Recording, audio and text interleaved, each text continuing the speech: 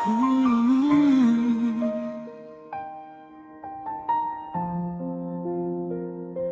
Ako'y lumaki sa simpeng tahanan, pangalawa sa limang magkakapatid. Noong una di matanggap sa itay dahil malambot ang kamay. Noong bata pa ako'y nangarap na gumada dahil sa ako pinagkaiba sa mga kapatid. Nangarap di lang para sa sarili kundi sa pamilya.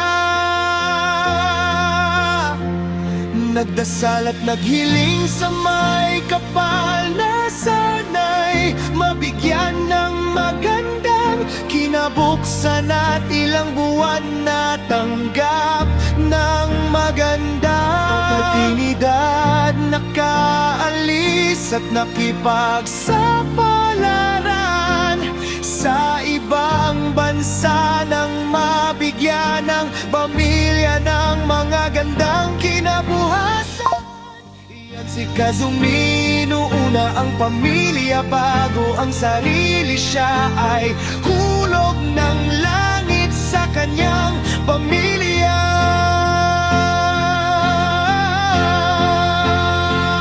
Binigay ang lahat ng makakaya, ang bait at mapagmahal sa pamilya Kikazumi. Kahit daming unos ang dumating sa buhay niya, di niya pinaalam sa kanyang pamilya nang di mag-alala sa kanya. Kazumi lagi nakasmile sa harap ng kamera.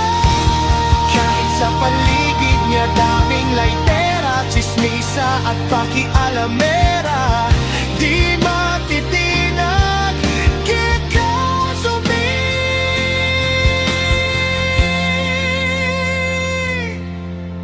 Siya ay isang warrior na makipag-alaban para lang madepensahan ang sarili niya sa mga mapag-abusong tao sa